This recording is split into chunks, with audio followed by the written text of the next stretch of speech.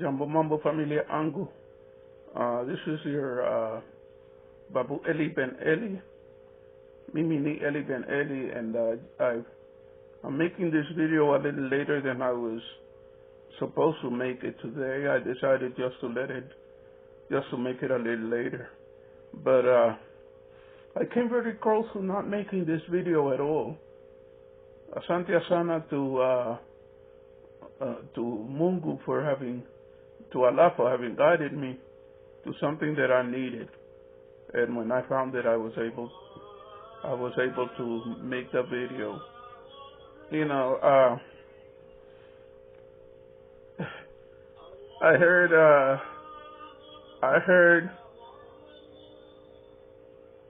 on Trending and AM Carol talk about the dance competition. And naturally, I had to go ahead and look at the video. And I saw the video. It amused me. You know, it really amused me. And I'll tell you why. You know, they say that in the land of the blind, let me just say it and then I'll make an apology. In the land of the blind, the one-eyed man is king. Okay? I don't know if any of you have ever heard that saying. In the land of the blind, the one-eyed man is king. You know, I believe that the kingdom of Nyako, the empire of Magodi County, is definitely the land of the blind. What is to be expected when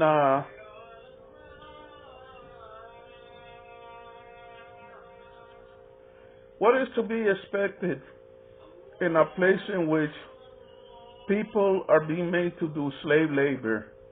Okay, they're being urged to do work, but they're not being paid.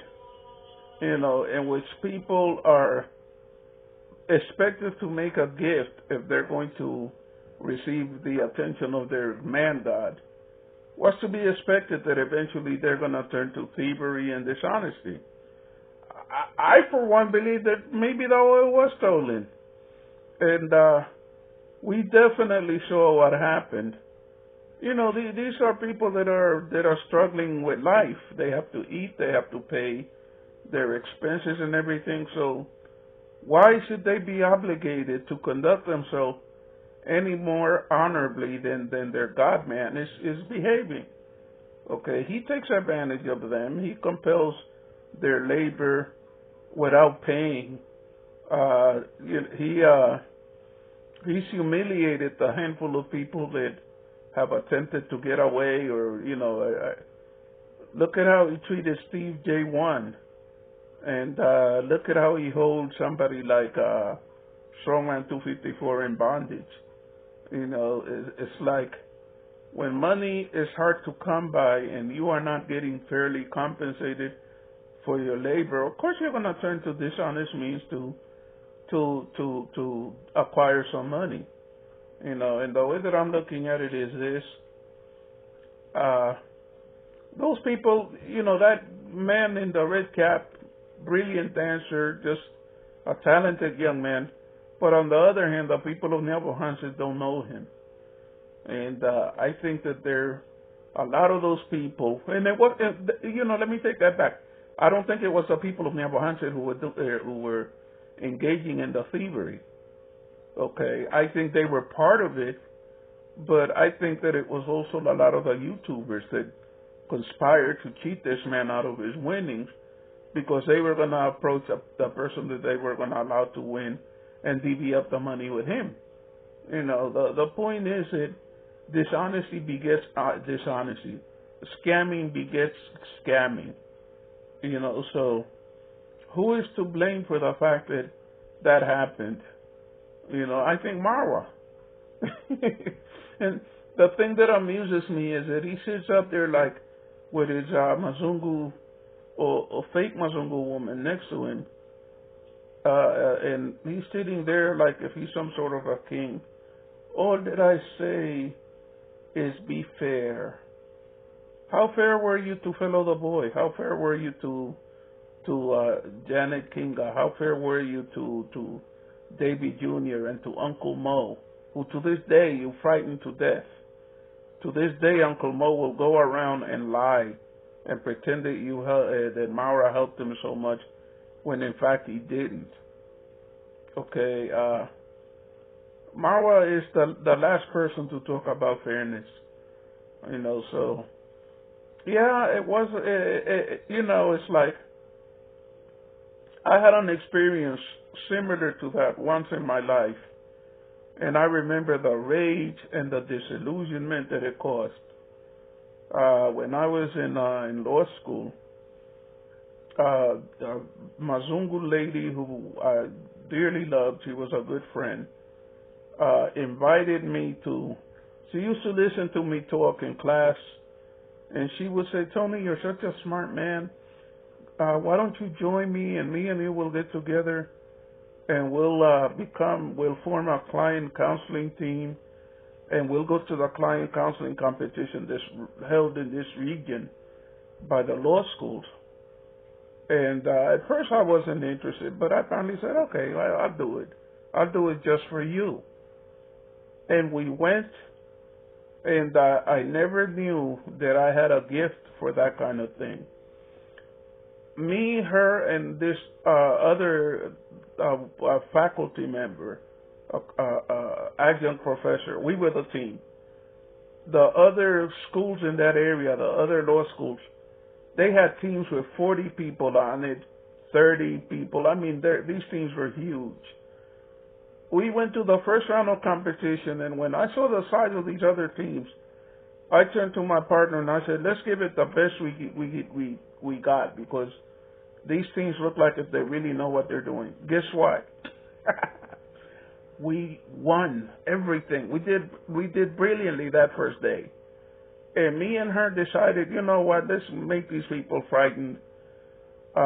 Because when they announced a second level of competition, all of these teams were running around like chickens without their heads on, making preparations for the second round. Me and her, it was, what preparations were we doing? There were three of us, compared to this army, these other teams that were like armies.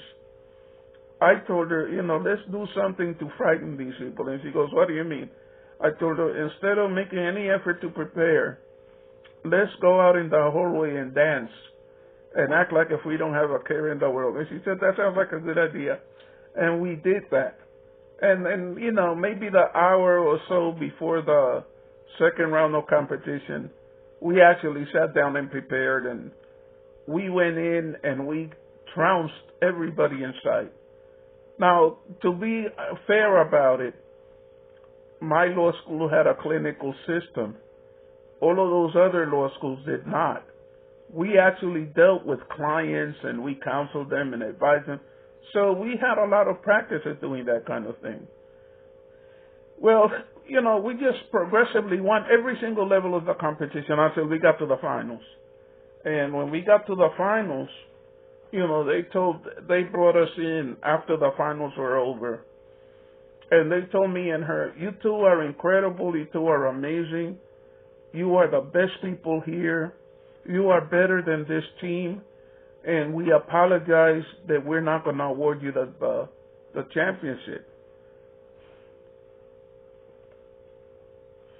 I felt like if my head was, spinning.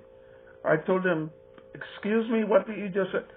They told me, we're not going to award you the championship. And I go, but I think that you just said that we're the best team here, that we beat this other team. Yes, but we're still not going to award you the championship because, and let me say this, you may not be able to tell, I'm a very tall black man.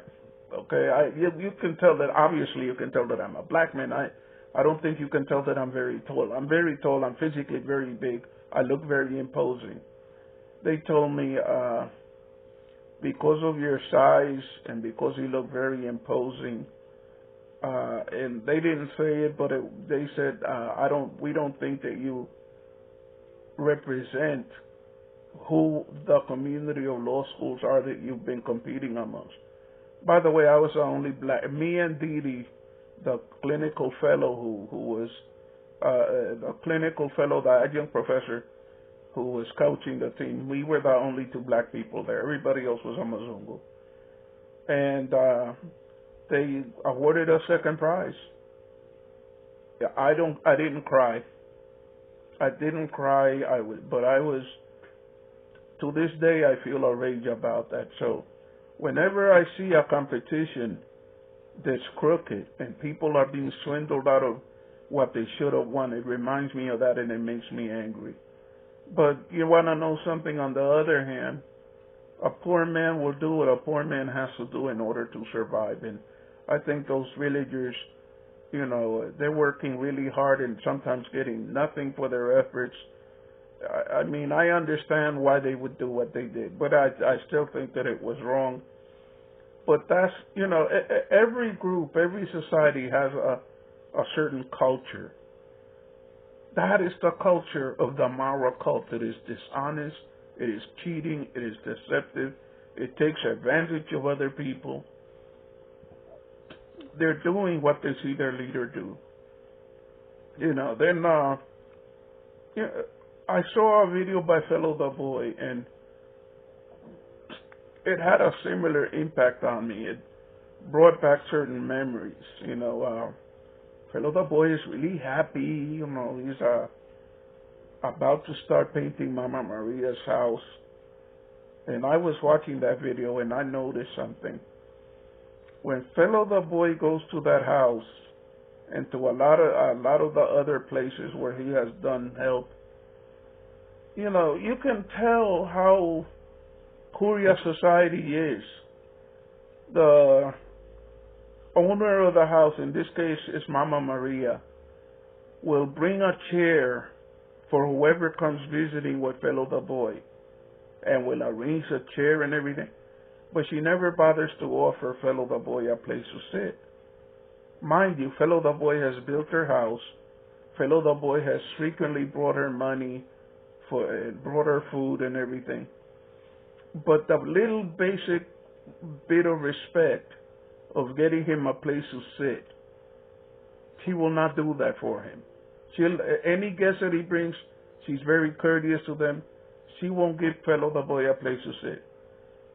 My understanding is that he's not a member of the Kuria tribe, that he came to it among relatives or friends who undertook to raise him. And that kind of stuff makes me kind of feel sick to my stomach. It's like, as much as Fellow the Boy is doing for some of these people, and as much as they respect them, there's a level of courtesy and hospitality and kindness that they will not show him because he's not a genuine member of that tribe. I think that's kind of heartbreaking. You know, it's like Fellow the Boy is somebody who has suffered a lot in life, and when you see him treated that way, it makes you realize that his suffering is not really over. But that's not what I saw that bothered me. What I saw that bothered me, you know, was that okay, one of the things that I noticed about the Kurias is that when they're referring to an individual, they don't call that person by name. You know, so Mama Maria has a daughter called Maria, so they call her Mama Maria, the mother of Maria. Mama Ann had a daughter called Ann. They didn't refer to her as whatever her name is. They would call her Ann's mother. So it's a culture that apparently is very oriented to the value and importance of children, more so than the importance of the mother. Or I don't know how they explain that, but it's a strange institution.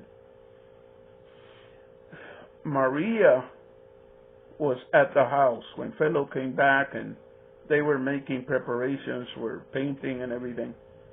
And she was there with two of her younger brothers. And it's like African families are not different than West Indian family in the following sense. When the parents are not around, it seems as if the older sibling, the older brother, the older sister becomes the head and has to be obeyed. You know, and these Kenyan houses are built with what they call a sidewalk. It's a pavement right at the base of the house that almost looks like a bench. You know, she had the second oldest, the oldest of the two siblings of hers. She had one of them kneeling on that. Okay, I want all of you one day to understand what I'm talking about. Go outside and kneel on cement and see how that feels on your knees. And the little kid was crying. In Korea culture, boys are taught not to cry. I understood why that little boy was crying. He was crying because he was in pain. And fellow the boy asked him, "Why are you crying? Why are you crying?" The little boy is kneeling on the cement crying. And he said that his sister is punishing him because he didn't pick up his little brother when she told him to. So she's making him kneel on the cement. When I was little and my mother and father came to the United States and left us in the West Indies, sometimes my older sister, who was maybe 5 years older than me, was the head of the family, of our group of the family. We were living with an uncle. And we had these chairs that had slats that went across the back. And whenever I did something that she didn't like, she would tell me, "Go kneel on the back of one of those chairs." And the slat would come in the joint under my kneecap. And I would sit there, I would kneel there crying and crying and crying until she decided that I had been punished enough. And she would tell me to get up. And when I would get up, I would collapse. My legs would not work.